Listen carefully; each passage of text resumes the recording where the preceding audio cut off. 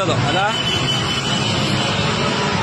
ಕೋರ್ಟ್ಗೆ ಹೋದ್ರೆ ಅಷ್ಟಾಗುತ್ತೆ ಇಷ್ಟಾಗುತ್ತೆ ಎದುರಿಸ್ಬಿಟ್ಟು ಮನೆಗೋಗಿ ಇಸ್ಕೊಳ್ಳೋದು. ಇದೊಂದಾಯ್ತು, ಒಮ್ಮಿನಿದೊಂದಾಯ್ತು. ನಿಮಗೆಲ್ಲ ಕೊಡೋ ಸಂಬಳ ಸಾಕಾಗ್ತಾ ಇಲ್ಲ. ಸರ್ಕಾರ 70-80 ಸಾವಿರ ಸಂಬಳ ಕೊಡುತ್ತೆ. ಸಾರ್ವಜನಿಕ ಸರ್ಕಾರಕ್ಕೆ ಪ್ರಾಮಾಣಿಕವಾಗಿ ದುಡಿರಪ್ಪ ಅಂದ್ರೆ ದುಡಿಯಲ್ಲ ನೀವು. ಸರ್ಕಾರಕ್ಕೆ ದುಡಿಯರಪ್ಪ ಅಂದ್ರೆ ದುಡಿಯಲ್ಲ. ಇಸ್ಕೊಂಡು ಜೋಬಳಕ್ಕೆ ಇಟ್ಕೊಳ್ಳೋದು ಕಲ್ತ್ಬಿಟ್ಟಿದ್ರೆ. ಇಂಥ ಪ್ರಾಮಾಣಿಕರು ನಾವು ನೋಡಿದ್ದೀವಿ.